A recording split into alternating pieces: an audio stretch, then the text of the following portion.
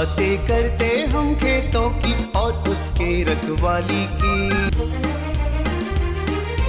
हम बीजों की बातें करते उत्तम जल संसाधन की। हम तकनीकी बातें करते फसलों के उत्पादन की। हर किसान का सपना सच हो जीवन सुखद बनाने को।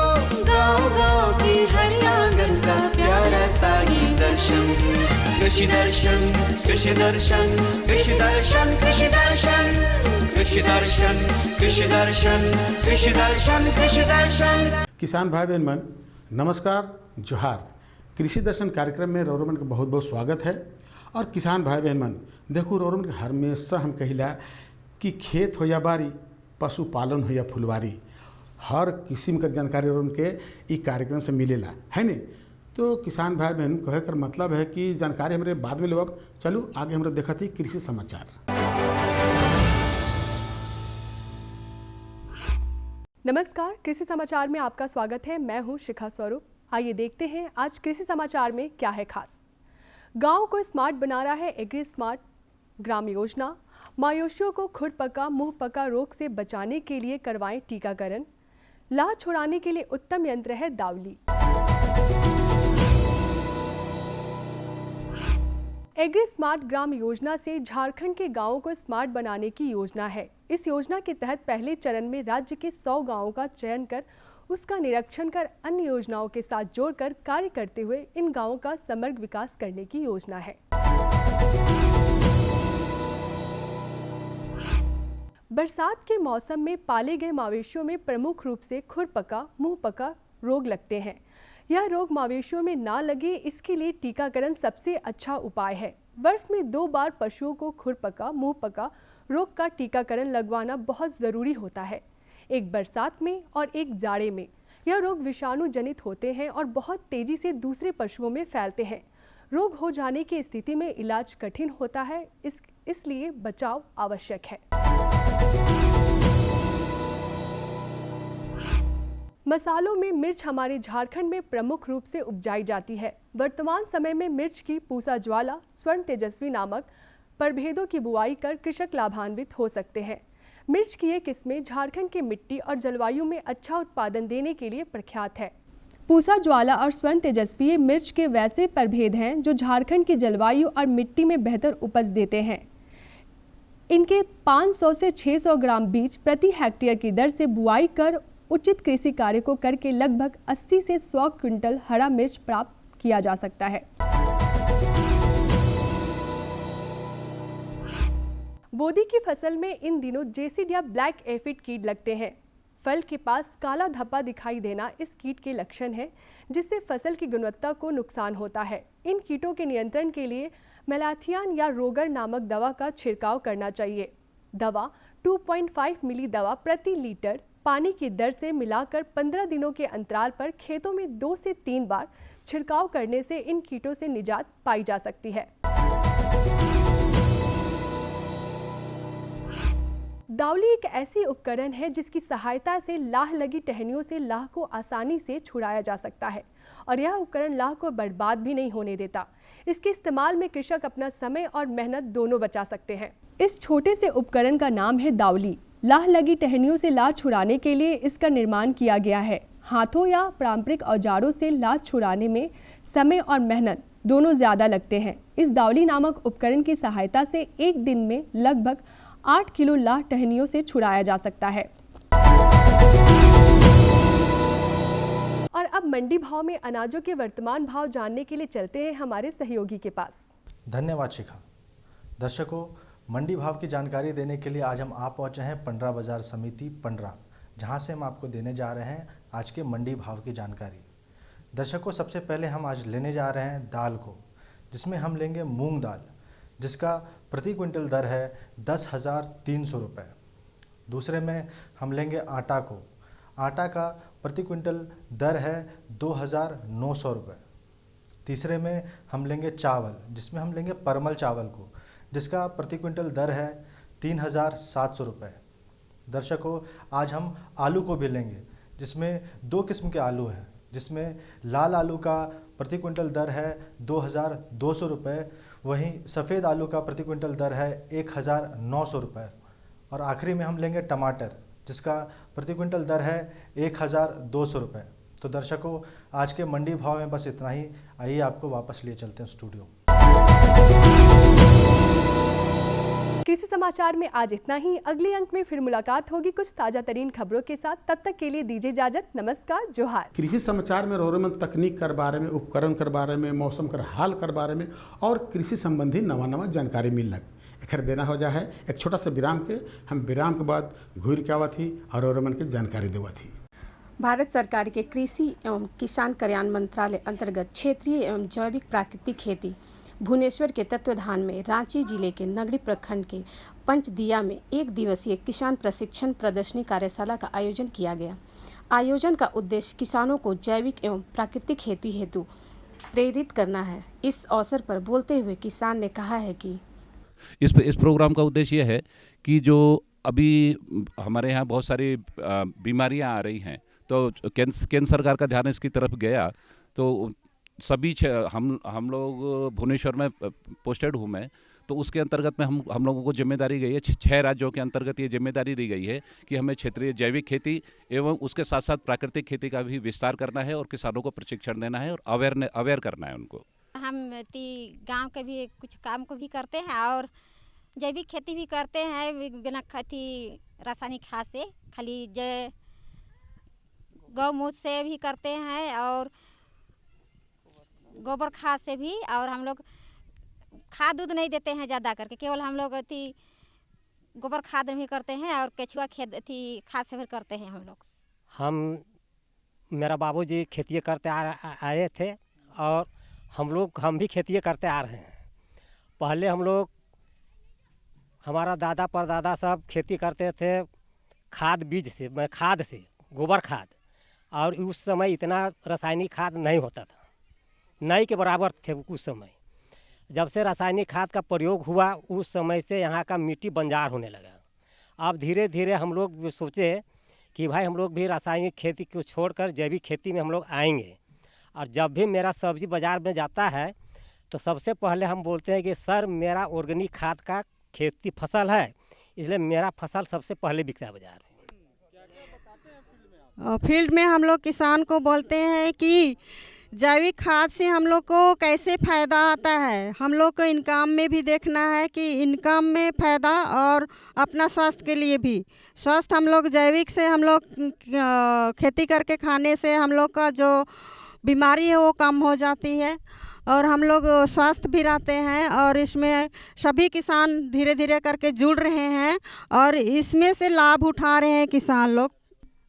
खेती में हम लोग अभी लगवाए हैं भिंडी, टमाटर और अभी फिर लगेगा बीन, आलू, मूली, धनिया, ये सब लगेगा। क्या चीज़ से खेती करते हैं हम लोग खेती तो करते हैं, अभी करते थे, रासायनिक भी होता था। अब प्रशिक्षण लेने के बाद हम लोग जैविक खेती कर रहे हैं, तो इसमें हम अभी थोड़ा ही जगह में लगाए हैं।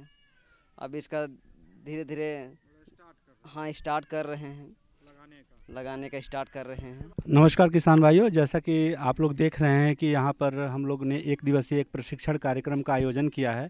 यह आयोजन जो है यह भारत सरकार कृषि एवं किसान कल्याण मंत्रालय के अधीन हमारा क्षेत्रीय जैविक एवं प्राकृतिक खेती केंद्र जो है भुवनेश्वर, वो उनके द्वारा ये कार्यक्रम आयोजित किया गया। पिछले 3 दिनों से हम लोग लगातार कार्यक्रम कर रहे हैं। पहला कार्यक्रम हमारा देवघर डिस्ट्रिक्ट में हुआ, जहाँ पे बहुत सारे किसानों ने भाग लिया और बहुत कुछ उन्होंने सीखा।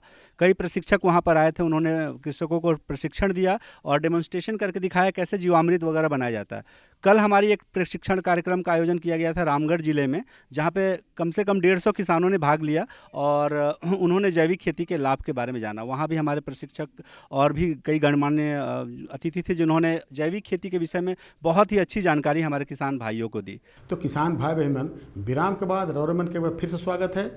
तो चलो अपन कार्यक्रम के हम आगे बढ़ा थी जानकारी की ओर। आज का जो जानकारी है वो तो भाई बहुत सुंदर है, बहुत बढ़िया है। काले से चलू रोरेमन के आगे में देखा है न कि बरसात कर मौसम में मुर्गी मन कर देखभाल अब देखो कि बरसात कर मौसम में मुर्गी मन कर देखभाल करना बहुत जरूरी है।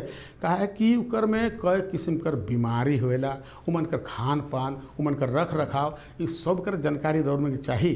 तो चलू हम रोड में के सीधे लेके चला थी फीचर कर माध्यम से एक जानकारी दिवाई देवा थी। बरसात का मौसम अपने साथ कई सारी बीमारियों को भी लेकर आता है।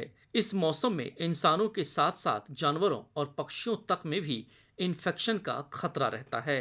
मुर्गियों में ऐसे मौसम में कई तरह के संक्रमण फैलते हैं। ऐसे में उनकी देखभाल में अधिक सतर्कता बरतने की आवश्यकता होती है। जानकार कहते हैं कि अगर आप भी मुर्गी पालन करते हैं तो आपके लिए ये बेहद महत्वपूर्ण है कि जिस जगह मुर्गियों को रखा गया है वह बिल्कुल साफ सुथरी हो। इसके अलावे अगर आप उनके खान पान को सही रखेंगे तो मुर्गियों को कोई बीमारी नहीं होगी और वो स्वस्थ रहेंगी। जोहार, मैं संदीप और कार्यक्रम कृषि दर्शन में आप सबों का स्वागत है।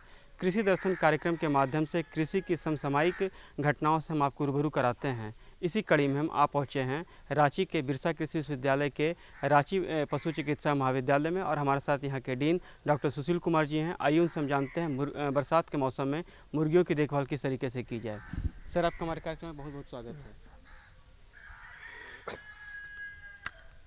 अगर हम बरसात की बात करते हैं और जो मुर्गी होती है, हमारे जो किसान भाई अपनी आमदनी को बढ़ाने के लिए मुर्गी पालन का कार्य करते हैं, तो बरसात के मौसम में मुर्गी पालन में किन किन बातों का ध्यान दें ताकि जो मुर्गी है स्वस्थ रह सके और किसान भाई आर्थिक रूप से संपन्न हो सके? हाँ, जो भी किसान भाई मुर्गी पालन के व्यवसाय से जुड़े हुए हैं उन्हें मौसम के हिसाब से अपने मुर्गियों का देखभाल करने की ज़रूरत होती है। जैसे कि अभी इसके पीछे आप देखे होंगे कि गर्मी था, आपने गर्मी के हिसाब से व्यवस्था किया। ठंडा आएगा तो ठंडे के हिसाब से करेंगे। और यही बरसात का मौसम है, तो बरसात के मौसम में सबसे बड़ी परेशानी होती है कि आप अपने लीटर यानी कि पुआल की कुट्टी या आप लकड़ी का बुरादा जो भी यूज़ उसमें प्रयोग में ला रहे हैं उसमें नमी नहीं होना चाहिए, जो कि बरसात के मौसम में सबसे बड़ी समस्या होती है कि इसमें नमी आ जाने पर उसमें एक बीमारी है जिसका नाम है कॉक्सीडियोसिस, यानी कि कॉक्सीडिया होने पर ये इसमें बहुत एक साथ में बहुत सारी मुर्गियां मरने लगेंगी। तो आपको इसमें ध्यान देना है कि समय समय पर आप उस लीटर को चलाते रहिए, ऊपर नीचे करिए। साथ में आप इसमें चूने का छिड़काव कीजिए, तो क्योंकि चूना क्या होता है कि नमी को सोख लेता है और वही चीज़ आप करेंगे तो उससे भी आपका बचाव होगा। सर, ये तो आपने आवास व्यवस्था के बारे में बताया किस तरीके से नमी को दूर किया जाना है जिससे हमारी मुर्गी स्वस्थ रहे। अगर हम बरसात की बात करते हैं, नमी बहुत काफ़ी अधिक रहती है। खान पान की बात करते हैं, जो खान पान होता है उसमें भी मॉइस्चर लग जाता है और कवक की मात्रा बढ़ने लगती है। ऐसे में जो मुर्गी खाते हैं क्या नुकसान उनको होता है और कवक से दूर रखने के लिए जो खान पान है उनका रख रखाव किस तरीके से किया जाए? देखिए, हमने अभी तो आपको हमने हाउसिंग के विषय में बताया कि किस तरह से आप रखें, मैनेजमेंट करें। दूसरी बात है खान पान की व्यवस्था। तो खान पान की व्यवस्था में आप इस बात का ध्यान रखिए, जो भी आप अपने मुर्गियों के लिए दाना लाते हैं सबसे पहले तो यही बात है कि दाना का रख रखाव अच्छा होना चाहिए, क्योंकि दाना का आप ऐसे क्या करते हैं कि दाना बोरा में आया और बोरा को दीवार से लगा के रख देते हैं। कभी भी ऐसा मत कीजिए बरसात के समय में, नहीं तो उसमें फफूंद लग जाएगा और ये इतना बड़ा नुकसानदायक हो जाता है। इसमें भी 2 प्रकार की बीमारियां हो जाती है। मुर्गियों को अगर वही दाना खिलाएंगे तो उससे भी मुर्गियां आपकी मरने लगेंगी। तो इसलिए इस समय में ख़ास करके आप प्लास्टिक का ड्राम आता है या लोहे का ड्राम आता है, उसमें आप दाना को रखें। कभी भी बोरा में आप रख करके दीवार से लगा करके दाना को नहीं रखें, ताकि उस दाना जो है वो नमी को धीरे धीरे सोख लेता है और उसमें फंगस हो जाता है। तो खान पान जानकार कहते हैं कि बरसात में जल भराव के कारण कीचड़ और कचरे के सड़ने से बहुत ही दुर्गंध पैदा होती है। इससे मुर्गियों में कई तरह के रोग पनपते हैं। लिहाजा बारिश के मौसम में मुर्गियों की बिल्कुल साफ सुथरी जगह पर ही रखें। यदि आपने पोल्ट्री फार्म खोल रखा है तो उसके अंदर भी हमेशा सफाई रखें। इसके अलावा खान पान पर ध्यान दें ताकि मुर्गियां संक्रमण से बच सके। हाँ, ये बहुत ही अच्छा आपका प्रश्न है पानी के लिए, क्योंकि पानी तो देना ही है, लेकिन आप पानी इस समय में आप इकट्ठा करके जमा करके मत रखिए। और अगर आप चापाकल की व्यवस्था है आपके पास तो चापाकल से पानी निकाल के दे सकते हैं, या अगर आप कुएं की पानी को दे रहे हैं तो उसी समय का कहीं पर भी स्टोर करके पानी को नहीं रखें।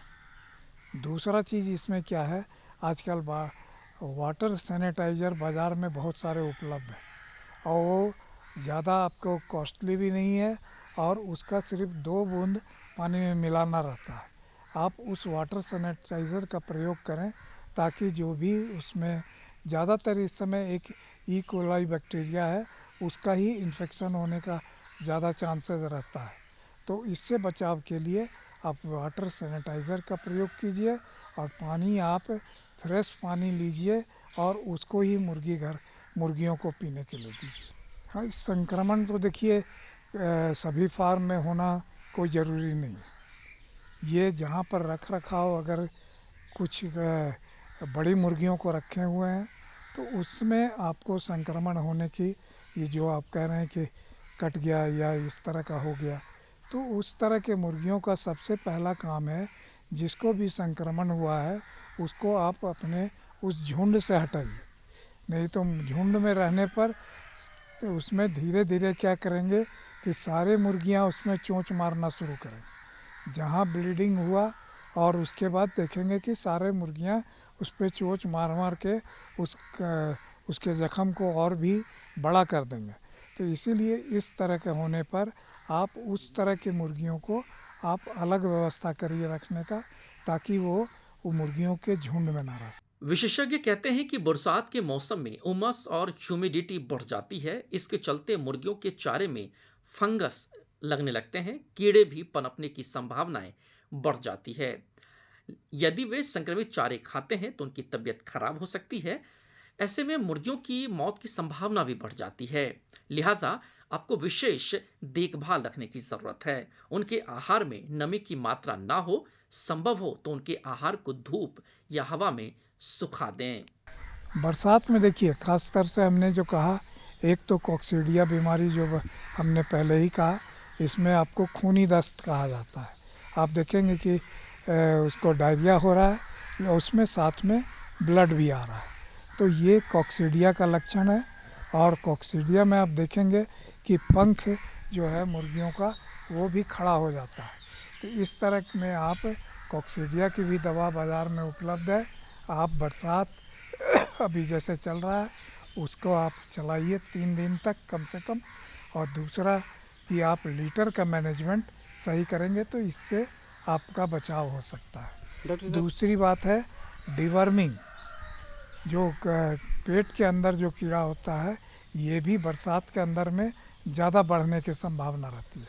तो उसमें आपको एक बरसात शुरू होने पर और बरसात के ख़त्म होने पर आप एक बार सारे मुर्गियों का एक ही दिन दवा देना रहता है और वो दवा आप डिवर्मिंग ज़रूर कीजिए। मुर्गियों में देखिए उम्र के हिसाब से टीका दिया जाता है, मौसम के हिसाब से टीका नहीं दिया जाता।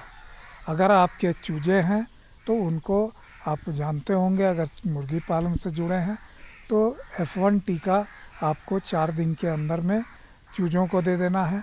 फिर 14 दिन पर आपको गम्बोरों का टीका देना है।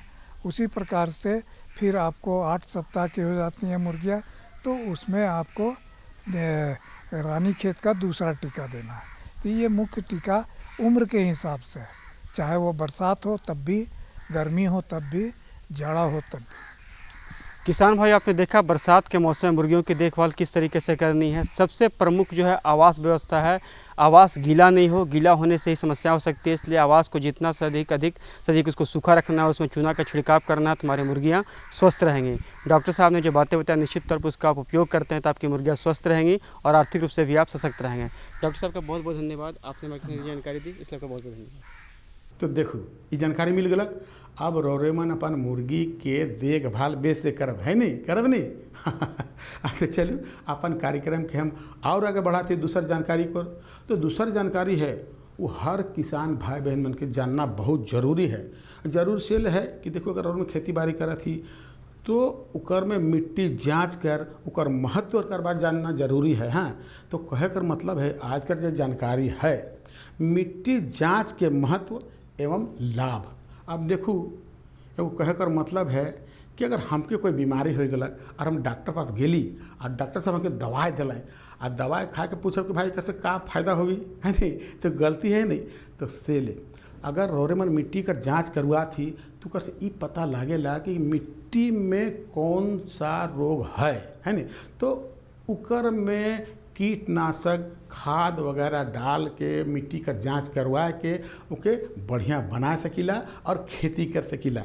तो यह हो गलक मिट्टी जांच और उकर महत्व कर बारे में, है नहीं।